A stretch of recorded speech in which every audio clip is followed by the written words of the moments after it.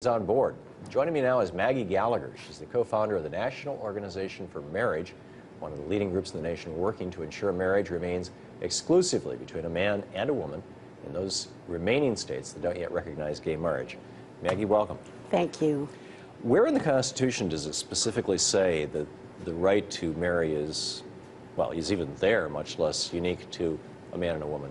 Well, it doesn't say there's any right to marry. That was a Supreme Court interpretation, that some things are fundamental and even prior to the Constitution.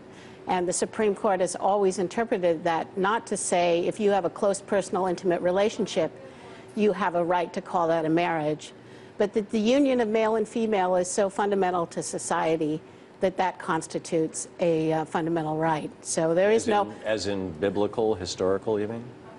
You want me to speak for the Supreme Court or for myself or on that? Well, I'm talking to you. Well, you asked me where in the Constitution the right to marry comes from, and that's what the Supreme Court has said about it.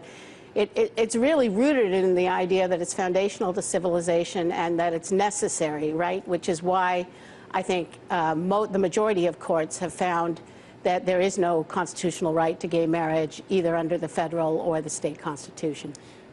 Polls show that increasing numbers of Americans are for marriage equality. Don't you think that you represent a fringe rather than a mainstream? I mean, isn't this sort of like the 31 out of 30 arguments back in the 50s? Well, those are two questions, so let me go to the popularity first.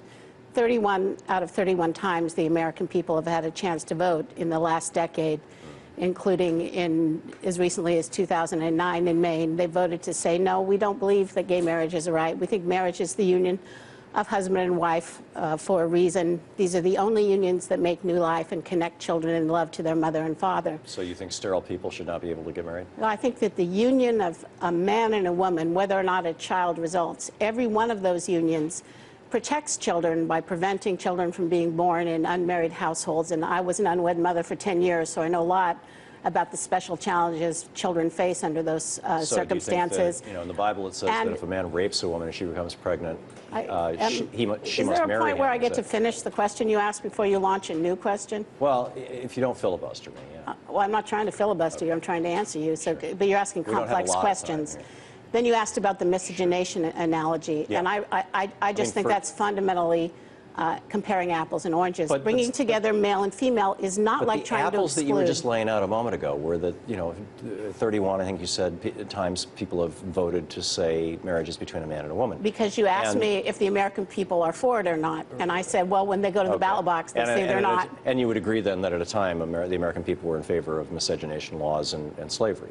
Well, I think that the 14th Amendment, I think marriage is right because it's good, and trying to keep interracial couples from marrying is about keeping two races separate so that one race can oppress the other, and that was bad. But bringing together male and female so children have mothers and fathers is good. So that's the fundamental problem. But frankly, the other problem is that the 14th Amendment was designed to prevent racial classifications, right?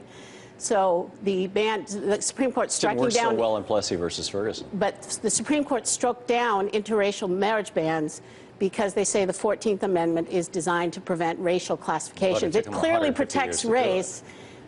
I'm sorry? It took them 150 years to do it. Yeah, and I hope it won't take 150 years to overturn Roe v. Wade. Well, okay, we're not talking about Roe v. Wade. Sometimes the Supreme Court is wrong. There's no question about that. One of the things I find, I've read a fair amount of your work, and one of the things that I find most troubling about it is that there are people in this country who know that by the time they were 6 or 7 years old, their attraction was toward the same gender and not the opposite. There's no doubt in their mind that they're gay, and they're not going to change. And I'm assuming you acknowledge that. I certainly know there are people who believe that, and I'm not contesting it. I don't have any first-hand basis to contest that. The work that you're doing is causing, for many of those people, considerable pain and misery in their lives. How do you reconcile that with your notion of yourself? You've talked about your experiences as a single mother. You seem like a compassionate person. It seems to me like a disconnect. Well, I guess when people fundamentally disagree about what's good for the country, I certainly have always tried to make my arguments in ways that are respectful of people who disagree. But if you come to me and say, well, the fact that you think marriage matters because children need a mom and a dad is deeply painful to me, all I can say is I'm sorry. That's well, not I'm not talking about your thinking. I'm talking about your activism. Well, I'm acting on it because I think it's really important, right? So when people say, well, that's causing me a lot of pain, all I can say is I'm really sorry. That's not my intention. But I think America is a country where we have to go out and fight for what we think is right and good. And we have to do so in a way that I think demonstrates respect to others. And that's certainly what I've tried to do during my 8 years in the gay marriage fight. Even during a time when the most at-risk population for suicide right now is gay teens? I don't believe. I actually took the trouble to look at whether gay marriage reduces gay teen suicide rates. And I don't think that's going to turn out to be true. It's a matter of gay marriage. I think it's a matter of acceptance, don't you?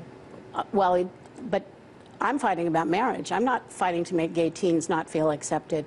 I think that there are many relationships that are valuable and loving. They're not all marriages. That but when biracial couples couldn't get reason. married, biracial people dating certainly didn't feel equal.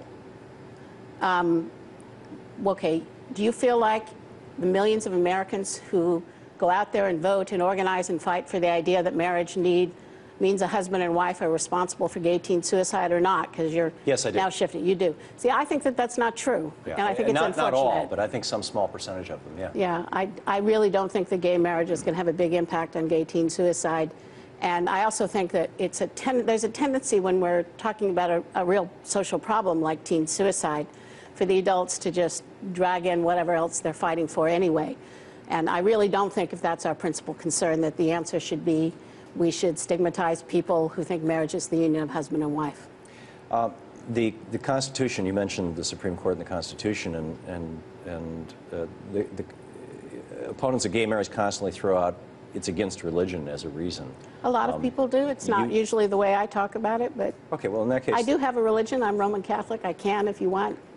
Well, I'm not punting it, but I'm just saying, you know, the idea that children need a mom and a dad crosses religions and Abraham married cultures. his sister, had a kid with his Did he have a right to do that? Well, that's my question. I mean, you know, David had multiple wives. His son Solomon had a whole pile of wives. What is the question? You're asking me if I believe in sister marriage because Abraham did it? No, I don't. Well, you know, if it's biblical, it's. I think you'd probably have to debate that with someone who had only a biblical foundation for their view. I agree. I agree. Okay. And clearly you're not just taking that point. Yeah.